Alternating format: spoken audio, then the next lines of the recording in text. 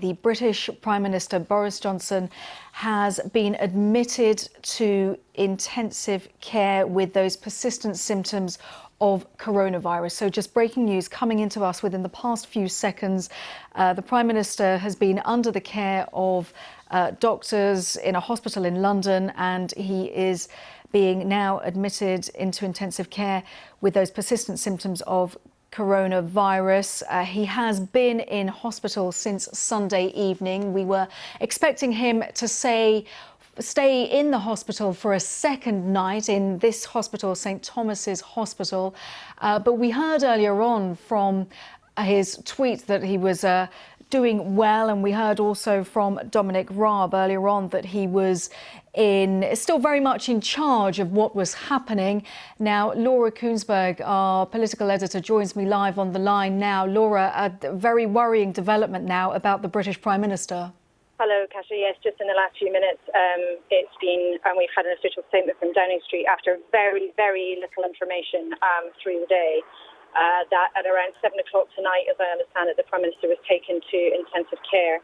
The statement makes clear that he, is receiving excellent care, and he wants to thank all the people at the NHS. But something important has changed in that he's now in intensive care rather than being looked after by medics, and he's felt it necessary to ask the Foreign Secretary Dominic Rabb to deputise for him where needs be. Now, that's a completely different message to what we've heard in the last sort of 18 hours or so, where it was continually the Prime Minister's in touch, he's still in charge, everything is sort of almost as business as usual.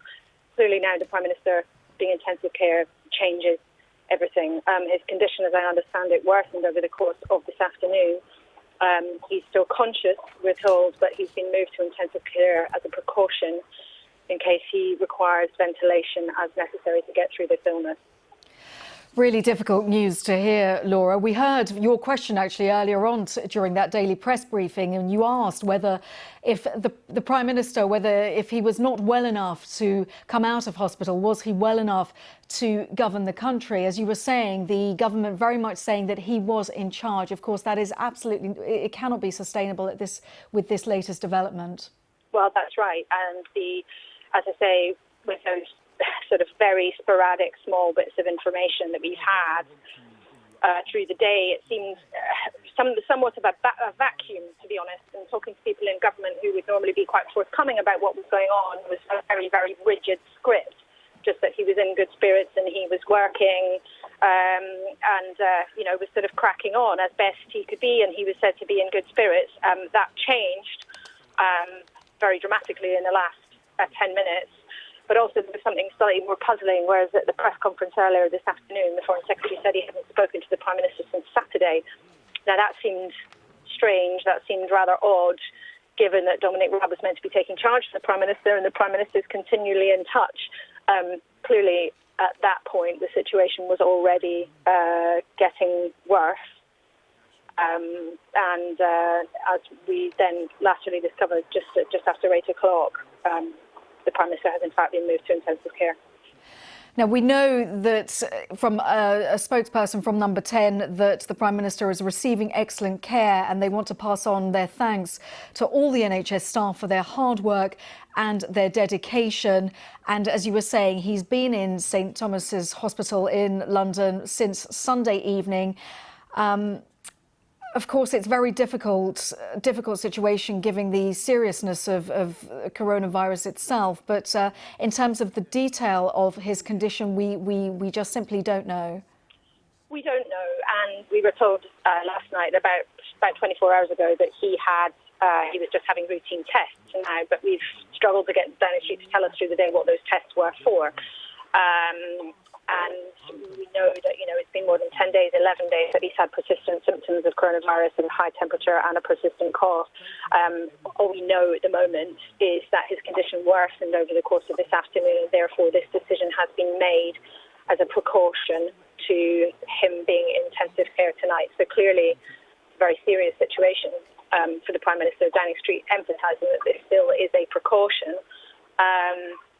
But it's obviously a huge moment. I mean, when he was taken to hospital last night, that was obviously a real milestone in the way this whole crisis has unfolded. And, so many people who weren't right in the heart of government have been hit by this. But to have the Prime Minister in intensive care at a time when the country is trying to respond to an emergency, the government is trying to get through an emergency for the nation's health and the economy, it really is a worrying development, and I think something that will come as a surprise. I was talking to the cabinet ministers about this morning, and a couple of them sounded quite relaxed. One said, I'm glad he's gone to go and have a proper rest. He's been a bit like an alpha male and refused to stop working. But this obviously is a very different situation now. Extremely different situation, Laura. We see, and you talk about him continuously working. Just 6 hours ago, I'm just on his Twitter feed, he was tweeting about the advice last night. On the advice of my doctor, Boris Johnson tweeted, I went into hospital for some routine tests. I'm still experiencing coronavirus symptoms. I'm in good spirits and keeping in touch with my team as we work together to fight this virus and keep everyone safe. So only 6 hours ago was he very much keeping everybody up to date, as he has been over the few days when we initially heard about his symptoms with those little video messages that we're watching now from a couple of days ago. So very difficult now to understand that he is now in intensive care. For anybody just joining us, just to restate that Boris Johnson, the British Prime Minister, has been admitted into intensive care. A spokesperson for Number 10 saying that he is receiving excellent care and passing on thanks to all the NHS staff for their hard work and their dedication. But Laura, this for the United Kingdom, we heard the Queen making a statement to the nation just yesterday. This is a devastating blow. It's certainly a very sad turn in all of this, of course, and rather an unexpected one. And we will just have to see in the coming days. I mean, Downing Street is firm tonight. This has happened as a precaution. It doesn't, mean more than necessarily than they've said that they've moved him in order that if he requires ventilation as his condition progresses, he's in the right place to do that. But it obviously is a very serious moment. And we don't know what comes next, other than the Prime Minister has asked Dominic Rabb, the Foreign Secretary, actually to deputise for him, giving up any sort of pretense that he's somehow able to mind the shop when he's battling this illness. And we heard Dominic Rabb take on this daily press statement that we're seeing every day now since lockdown. We're seeing these daily press conferences. Dominic Rabb gave his today. I know you posed the first question in this daily press conference. He wants to show that the Prime Minister was very much in control. That situation will inevitably change. But Dominic Rabb now, the man at the helm of the British government. Indeed, and for the time being, Dominic Rabb, who has the official title, not just as Foreign Secretary, but as First Secretary of State now in the UK, that means someone basically the sort of de facto deputy. They're like the official understudy. For him, obviously, this is also a huge moment. He already this morning chaired the government's coronavirus daily sort of emergency meeting that they've been holding every morning at 9:15. But at that point, it really didn't seem as if he would actually be taking on some of the roles. Now, there was some chatter this afternoon amongst Tory MPs that I was talking to who were unhappy that the Prime Minister wasn't stepping back further in order actually to get better. Now, of course, that choice has actually been taken out of his hands. So when it comes to the way that, because it's important to stress that we don't have a deputy prime minister in this country, as you were outlining the role of Dominic Raab, but Boris Johnson didn't choose a deputy. So that, I guess, it shows how in control he was and wanted to be seen to be. But in a situation like this, it complicates what is already a terribly complicated situation. Yes, although in the UK it doesn't always work. There isn't, sort of strictly speaking, there isn't a vice president role or anything like that. There tends to be somebody who sort of acts as if what we would call the sort of de facto PM. There is that rather grand sounding title, the First Secretary of State. Somebody who is able to deputise in particular circumstances at Prime Minister's questions, for example. But you're right, it is a sort of quirk of British politics that there isn't this sort of official deputy position in the way that there is in other countries. And Laura, of course, we Just hearing this hearing within just the past few moments, in fact, we're coming to terms with it. The fact that the British Prime Minister Boris Johnson has been taken into intensive care in hospital with coronavirus. The Foreign Secretary Dominic Rabb now deputising for him. Just even hours before, Boris Johnson tweeting that his spirits were up.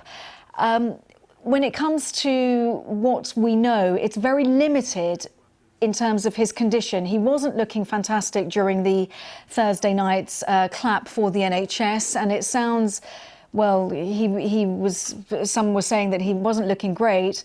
He was looking a little bit tired, but he did come out and clap the care workers, the NHS workers, very much doing his part to keep morale up. Yes, and the Prime Minister was still popping up to try to sort of have a glimpse of being seen publicly.